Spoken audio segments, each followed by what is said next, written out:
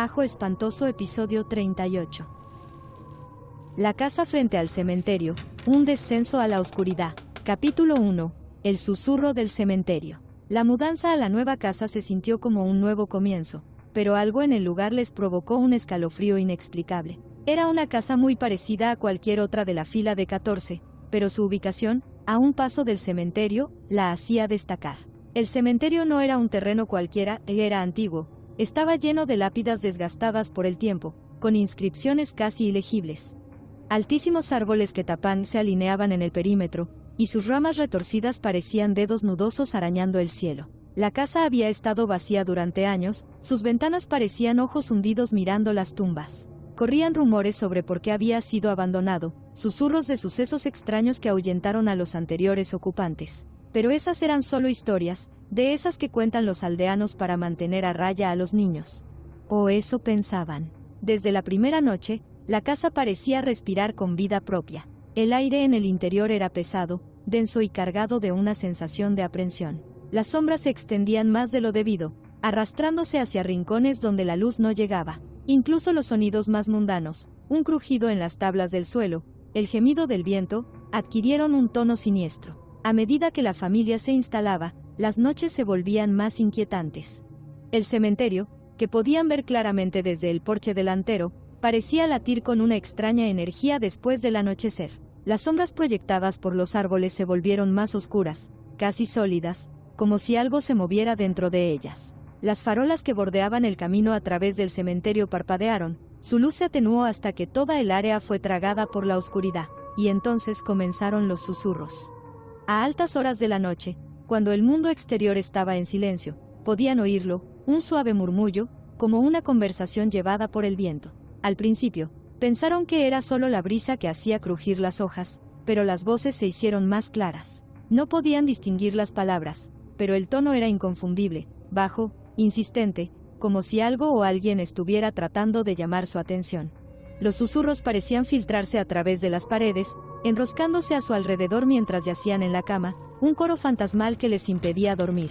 Capítulo 2. La melodía inquietante. Fue la tercera noche cuando los susurros se convirtieron en algo más tangible. La familia se había acostado, tratando de ignorar el sentimiento inquietante que se había convertido en una presencia constante en la casa.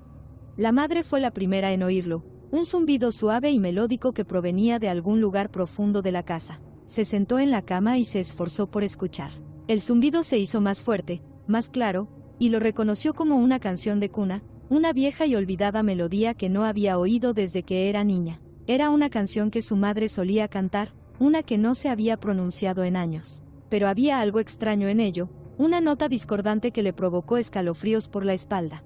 La melodía recorrió la casa, haciéndose más fuerte hasta llenar cada rincón. Era hermoso e inquietante, pero llevaba una corriente subyacente de algo oscuro, algo malo. Se levantó de la cama con el corazón acelerado y siguió el sonido por el pasillo. Mientras caminaba, el aire se hacía más frío y cada paso la llevaba más profundamente a un escalofrío. Llegó a la sala de estar, de donde parecía provenir el sonido. La habitación estaba bañada por una luz pálida y antinatural, cuya fuente no podía identificar. Las sombras en las paredes parecían moverse solas, retorciéndose y contorsionándose al ritmo de la música. Y entonces ella lo vio. En el rincón de la habitación, donde las sombras eran más oscuras, había una figura. Era apenas más que una silueta, pero su presencia era innegable. La figura era alta y demacrada, su cuerpo envuelto en oscuridad.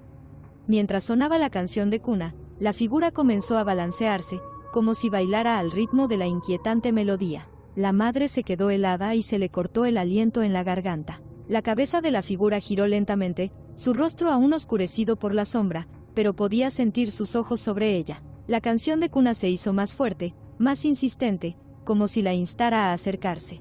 Quería correr, despertar a su familia y huir de la casa, pero sus pies no se movían. Ella estaba clavada en el lugar, atrapada por la espeluznante melodía. La figura dio un paso adelante, sus movimientos eran lentos y deliberados. Las sombras parecían ondear a su alrededor, zarcillos oscuros que se extendían hacia ella. La temperatura en la habitación bajó aún más y su aliento salió en visibles bocanadas de aire. La figura ya casi estaba encima de ella y finalmente pudo ver su rostro, o lo que quedaba de él.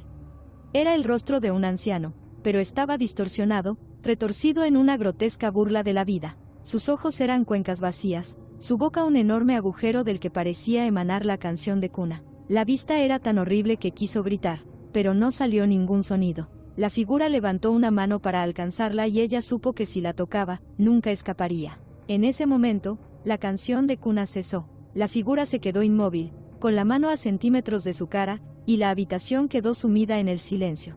Las sombras retrocedieron y la pálida luz se atenuó hasta desaparecer por completo. La figura desapareció tan repentinamente como había aparecido, dejándola sola en la oscuridad. Volvió a la cama dando traspiés, su cuerpo temblaba incontrolablemente. Esa noche no durmió, su mente repetía el horrible encuentro una y otra vez. No le contó a su familia lo que había visto, pero el miedo en sus ojos era imposible de ocultar. Capítulo 3. El visitante de medianoche. Las noches se hicieron más oscuras, cada una más opresiva que la anterior. Los susurros regresaron, ahora más persistentes, y con ellos vino una sensación de temor que se cernía sobre la casa como una nube oscura. La familia lo sentía constantemente, un peso presionando sus pechos, dificultando la respiración. El padre, decidido a proteger a su familia, empezó a quedarse despierto hasta altas horas de la noche, vigilando. Se sentó junto a la ventana, con los ojos fijos en el cementerio exterior, atento a cualquier señal de movimiento. Pero las sombras eran espesas, impenetrables, y por mucho que mirara, no podía evitar la sensación de que algo le estaba observando. Fue una de esas noches cuando empezaron los golpes. Al principio, fue solo un golpe seco en la puerta principal que resonó por toda la casa. El padre se puso de pie de un salto, con el corazón acelerado. Escuchó, pero no volvió a llamar a la puerta. Intentó convencerse de que era solo el viento, pero la inquietud en sus entrañas le decía lo contrario. La noche siguiente, los golpes volvieron, más fuertes e insistentes. Esta vez provino de la puerta trasera, 3 golpes bruscos que resonaron por toda la casa.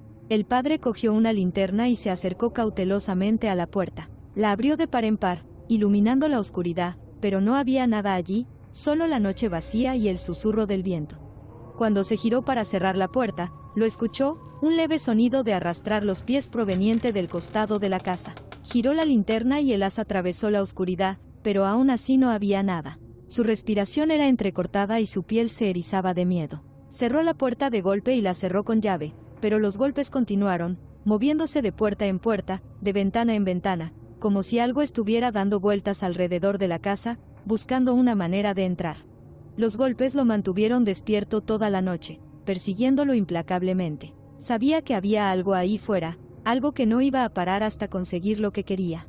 Cuando amaneció, estaba exhausto y con los nervios a flor de piel, pero los golpes finalmente cesaron, dejando tras de sí un silencio pesado y sofocante. Capítulo 4. El terror invisible. Los días se convirtieron en semanas y las noches se convirtieron en una pesadilla. La familia apenas podía dormir, demasiado aterrorizada por lo que podría pasar cuando se pusiera el sol.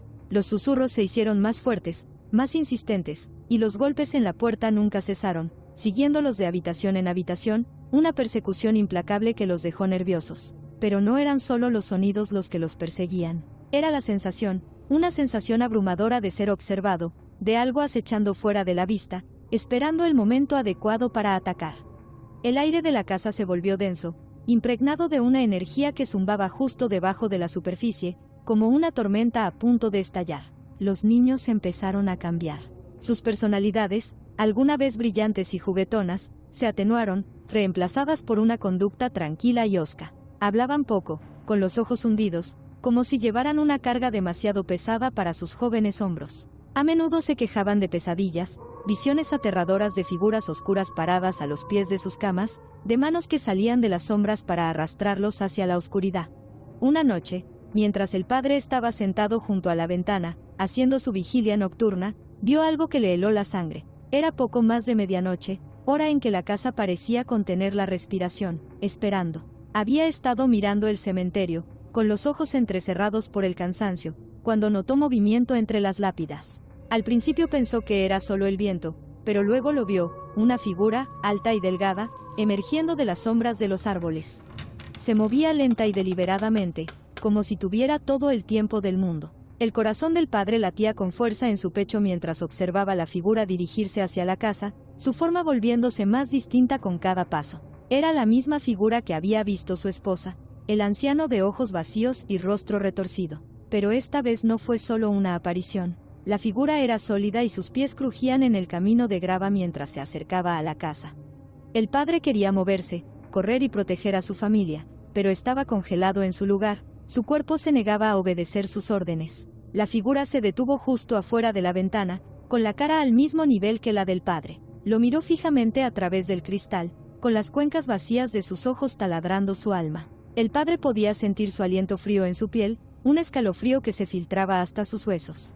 La figura levantó una mano y la presionó contra la ventana, y el cristal se escarbó con un frío antinatural. El padre apartó la mirada, rompiendo el hechizo que lo había mantenido cautivo. Tropezó hacia atrás, con el corazón acelerado, y cuando miró hacia atrás, la figura ya no estaba. La escarcha de la ventana se derritió, dejando una única huella de mano en el cristal. Capítulo 5. El descenso final. La familia sabía que no podían quedarse más. La casa ya no era un hogar, era una prisión, un lugar de terror que los tenía atrapados. Pero era más fácil decirlo que hacerlo. La fuerza que los perseguía no iba a dejarlos ir tan fácilmente. En su última noche en la casa, los susurros alcanzaron un punto álgido, llenando cada habitación con su enloquecedor coro. Las paredes parecieron cerrarse, el aire estaba cargado con una sensación de muerte inminente. Los golpes volvieron, más fuertes y frenéticos, como si fuera lo que fuera que había afuera se estuviera desesperando. La madre reunió a los niños, con el corazón latiéndole con fuerza en el pecho. Iban a irse, a huir lo más lejos que pudieran de este lugar maldito. Pero cuando llegaron a la puerta principal, esta se cerró de golpe en sus narices y las cerraduras se encajaron en su lugar. Los susurros se hicieron más fuertes, llenando sus oídos con una cacofonía de voces, todas hablando a la vez, sus palabras ininteligibles pero llenas de malicia. El padre agarró una silla e intentó romper la ventana, pero el cristal no se rompió. Era como si la casa misma estuviera viva, decidida a mantenerlos atrapados en su interior. Las sombras en las paredes comenzaron a moverse, arremolinándose y retorciéndose, tomando formas que eran casi humanas. Y entonces aparecieron. Las figuras, 3 de ellos, emergieron de las sombras, sus formas moviéndose y parpadeando como llamas de velas. Eran los espíritus del cementerio, los que habían sido perturbados por la presencia de la familia, atraídos a la casa por alguna fuerza antigua y malévola. Sus rostros estaban torcidos, sus ojos vacíos y se movían con una gracia antinatural, flotando sobre el suelo a medida que se acercaban. La madre gritó, apretando a sus hijos contra su pecho, pero las figuras siguieron avanzando. El padre se paró frente a ellos, su cuerpo temblaba de miedo, pero sabía que no había nada que pudiera hacer para proteger a su familia. Las figuras se extendieron, sus manos como garras, y el aire se volvió aún más frío, la habitación se llenó con el sonido de sus respiraciones roncas. Las luces parpadearon, las sombras bailaron y los susurros se hicieron tan fuertes que ahogaron cualquier otro sonido. Las figuras se acercaron, con sus ojos vacíos fijos en la familia, y la habitación quedó sumida en la oscuridad. Por la mañana la casa estaba silenciosa y vacía.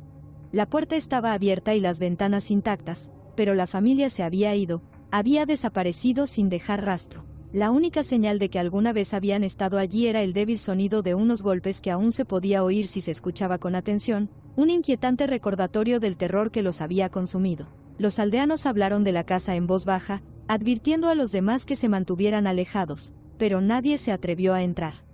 El cementerio permaneció, un centinela oscuro y silencioso, vigilando la casa vacía mientras se desmoronaba lentamente bajo el peso de sus secretos. Y por la noche, cuando el viento aullaba entre los árboles que tapan y las sombras se extendían a lo largo de los senderos del cementerio, todavía se podía oír el sonido de los golpes, débil pero persistente, como si la casa misma estuviera gritando, recordando los horrores. Había sido testigo. En plena noche, era fácil creer que el espíritu nunca se había ido realmente, que todavía permanecía, atrapado entre los mundos de los vivos y los muertos, atraído para siempre hacia la casa que daba al cementerio. El fin.